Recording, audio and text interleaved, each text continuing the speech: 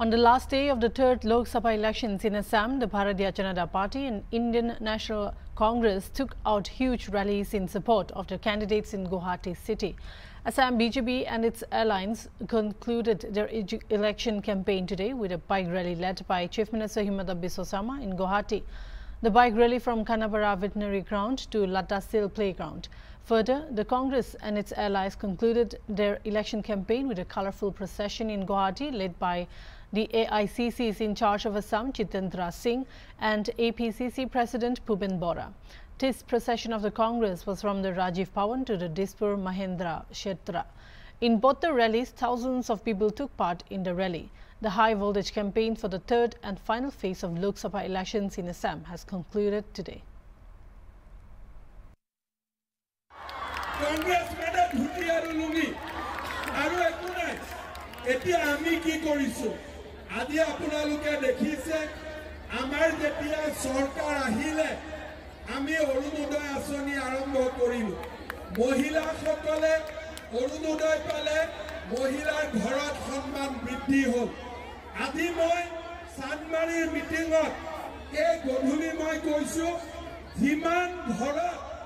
অৰুণোদয় পোৱা নাই এইবাৰ মই সকলোৰে ঘৰত এটা এটা অৰুণোদয় আঁচনি দিম সকলোকে দিম কোনেও চিন্তা কৰিব নালাগে এইবাৰ সকলো ঘৰতে আমি এটাকৈ অৰুণোদয় দিম শ্ৰদ্ধা ৰাইজ আশা চুক্তি কৰিলে আলফাৰ লৰাবিলাকক বুজাই ৰাষ্ট্ৰজীৱনৰ মূল খুঁটিলৈ লৈ আহিলে আজি মই ইয়াত গৌৰৱেৰে সৈতে ক'ব পাৰো যে অসম ভাৰতৰ ভিতৰতে এখন শান্তিপূৰ্ণ ৰাজ্য তেওঁ এই নিৰ্বাচনটোত দিন ৰাতি একাকাৰ কৰি কাম কৰিছে তাৰ বাবে আমাৰ যুৱ শক্তি আমাৰ যুৱ মৰ্চাৰ প্ৰত্যেকজন কাৰ্যকৰ্তা কাম কৰিবৰ কাৰণেও উৎসাহিত হৈছে আৰু এই যি বাইক ৰেলীত দেখিছে আপোনাৰ কিমান হাজাৰ হাজাৰ বাইক আহি ইতিমধ্যে উপস্থিত হৈছে ইয়াৰ পৰা এটা স্পষ্ট ইংগিত বহন কৰিছে যে আমাৰ যি প্ৰাৰ্থী আছে বিজুলী কুমাৰ মেধি ডাঙৰীয়ানী বৃহৎ ব্যৱধানত জয় সমগ্ৰ অসমতে যুৱ শক্তি ভাৰতীয় জনতা পাৰ্টিৰ পক্ষত আছে কাৰণ যুৱ শক্তিয়ে মাননীয় মুখ্যমন্ত্ৰী ডক্টৰ হিমন্ত বিশ্ব শৰ্মা ডাঙৰীয়াৰ নেতৃত্বত অসমৰ আৰু মাননীয় প্ৰধানমন্ত্ৰী নৰেন্দ্ৰ মোদী ডাঙৰীয়াৰ নেতৃত্বত এখন নতুন পৃথিৱী দেখিছে য'ত এক আশা আছে এক ভৱিষ্যত আছে গতিকে যুৱ শক্তিয়ে এই আশা আকাংক্ষাখিনি আঁকোৱালি লৈছে গতিকে আজি মোদীজীৰ যি গেৰেণ্টি মাননীয়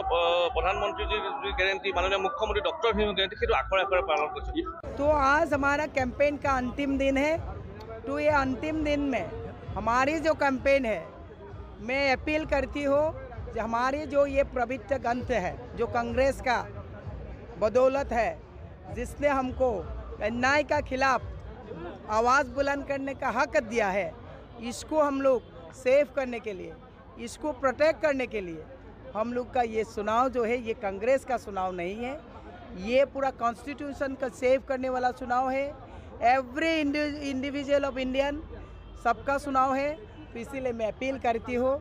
कि आप लोग 7 तारीख को हमारा ये जो हक छीनने वाला जो सरकार है इसका खिलाफ मतदान करिए और मेरा उम्मीद है इस बार कॉन्स्टिट्यूशन का सेफ के लिए इसका ऊपर वोट डालेगा तो हम जय होंगे। तो इस बार देखिए सारा भारत में जो बीजेपी है बीजेपी का खिलाफ पब्लिक का एक मतदान होगा और असम में भी इस बार हमारा जो पक्ष में है वो सीट तो हम जीतेंगे ही इसका अलावा बीजेपी का हाथ में जो भी सीट था पिछली बार वो भी हमको पब्लिक ने सौंपेंगे और गुवाहाटी में भी अच्छा फलाफल होने का उम्मीद है डिब्रूगढ़ में अच्छा होने वाला उम्मीद है जोरहाट जीतेंगे करीमगंज जीतेंगे धुबरी जीतेंगे बरपेटा में भी हमारा जीतने का संभावना है तो पिछली बार से और अच्छा होगा। आसलते देखिसे सकलो मानुहे गुवाहाटीर सकलो मानुहे स्वतःस्फूर्तभावे ओलाइছে এনেকুৱা নহয় যে অকল কংগ্ৰেছৰ মানুহ নাগৰিক সমাজ আমাৰ সাহিত্যিক শিল্পী সাহিত্যিক সকলো ওলাইছে যিহেতু আপোনালোকে দেখা পাইছে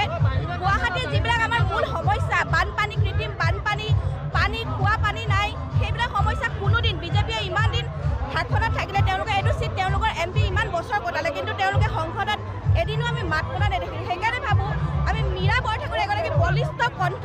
আৰু তেওঁ যিবিলাক আমাৰ সমস্যাসমূহ আমাৰ